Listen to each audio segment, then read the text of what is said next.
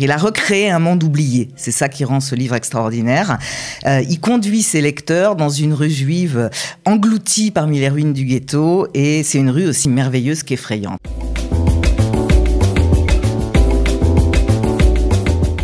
Alors, comme annoncé dans le sommaire, eh bien, tout de suite, nous allons nous retrouver avec Nathalie Hirschsprung pour on va dire, son émission quotidienne. Aujourd'hui, on va parler d'une rue un petit peu particulière, puisqu'on va parler du livre Smocze, biographie d'une rue juive de Varsovie. Nathalie Hirschsprung, bonjour. Bonjour Cathy. Alors, pourquoi tu as choisi ce livre aujourd'hui ?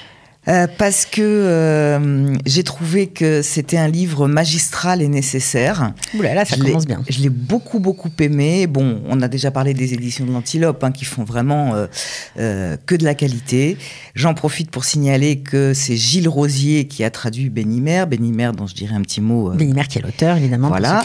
Et ce livre est sorti début octobre, et ça a été un véritable coup de cœur, parce qu'on va voir dans cette petite présentation à quel point ça a été un exploit de ressusciter cette rue qui est hautement emblématique. Alors, c'est une rue qui a réellement existé. C'est une rue qui a réellement existé dans le ghetto de Varsovie, la rue Smocze. Oui. Alors, dans le ghetto de Varsovie, mais qui existait aussi avant.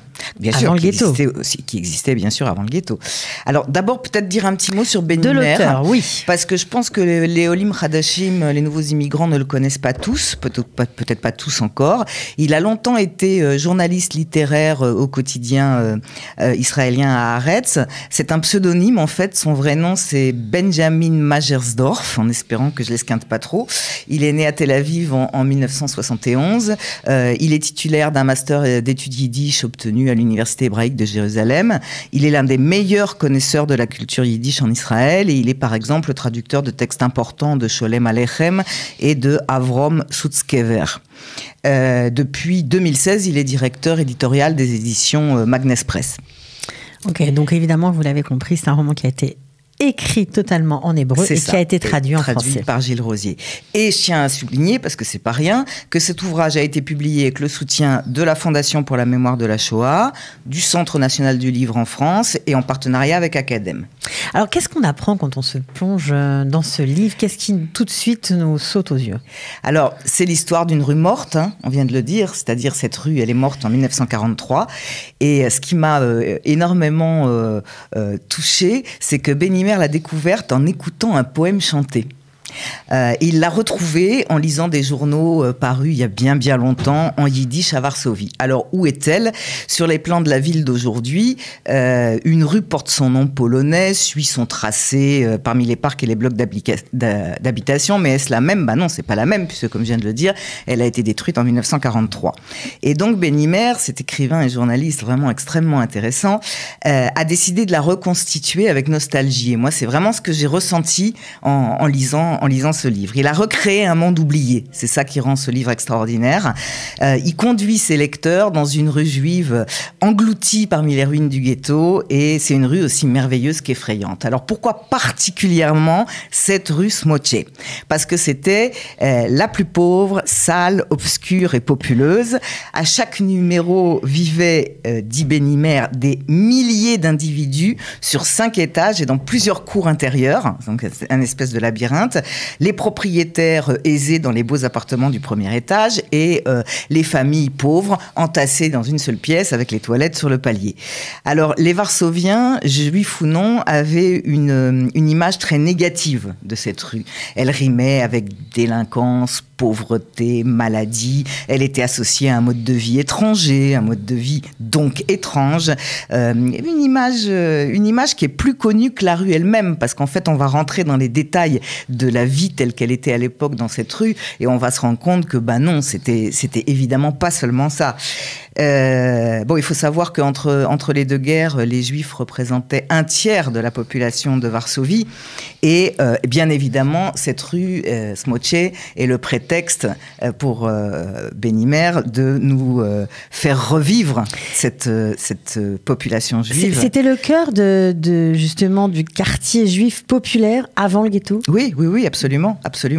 Et on retrouve d'ailleurs il met vraiment je ne veux pas le dire en hébreu, il fait un focus sur cette petite population pas riche, des petites gens, des tailleurs. Ça parle yiddish, évidemment. Évidemment, des vendeurs au marché. Alors, il a fait un travail d'investigation extraordinaire, de recherche extraordinaire. Il s'est plongé dans la presse yiddish, dans les annonces, dans les faits divers, dans les fragments littéraires, et tout ça, bien entendu, en yiddish. Ouais. Alors, il a aussi tenté, et c'est dans ce livre, et c'est ça qui en fait aussi la force, de retracer ce que sont devenus tous ces gens après 1939. Il n'a pas retrouvé absolument pour tout le monde, mais quand même en partie, ceux qui sont restés enfermés dans le ghetto, ceux qui sont morts dans le ghetto, ceux qui ont combattu pendant l'insurrection.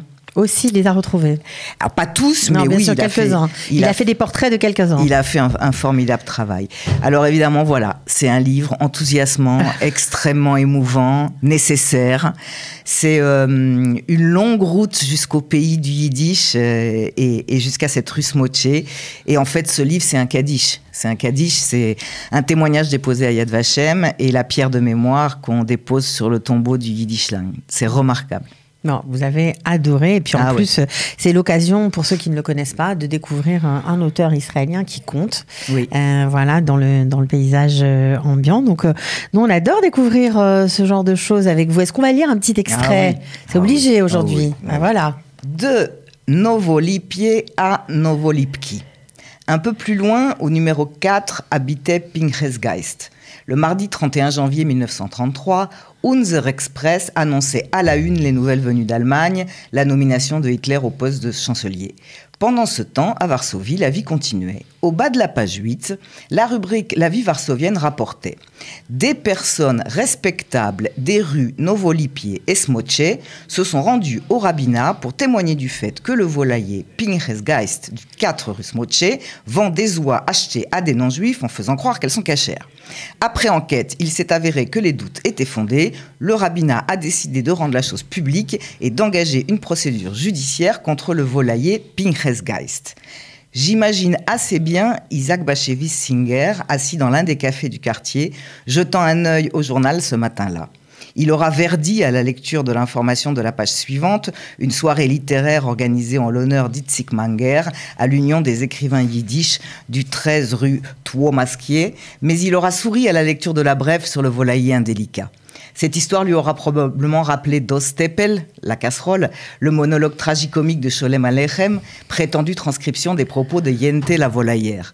Dans son fort intérieur de végétarien, il se sera dit que peu importait si ces volailles avaient été décapitées par un goy ou abattues rituellement. Elles avaient été mises à mort et il ne fallait pas les manger.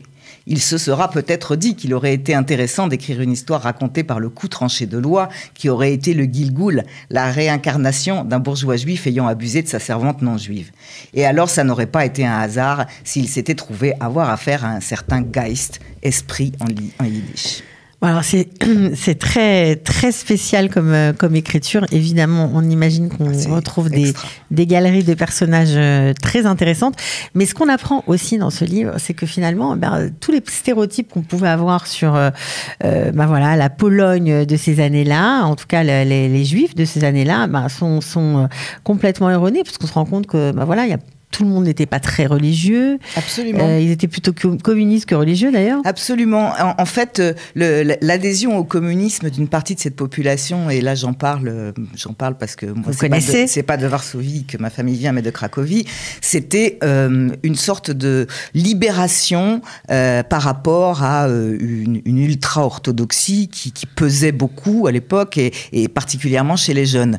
Donc on se rend compte, rue Smoché, par exemple, que le kiosque à journaux, il est ouvert pour Shabbat, et qu'il y a énormément de culture, il y a du théâtre, il y a de l'écriture, et c'est une population extrêmement dynamique qui, oui, au final, certains oui, mais d'autres ne sont pas si religieux que ça. Et ça, on le retrouve très clairement si d'aucuns souhaitent faire un petit voyage en Pologne. Il faut absolument aller voir le musée Pauline.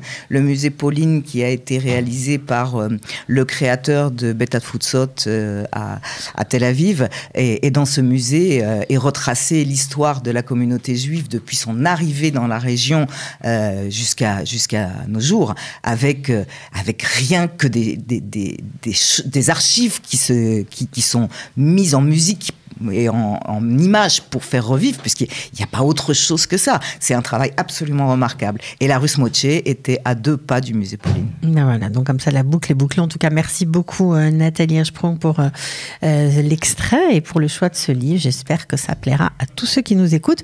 On se retrouve la semaine prochaine pour un nouveau livre. Avec plaisir. Ok.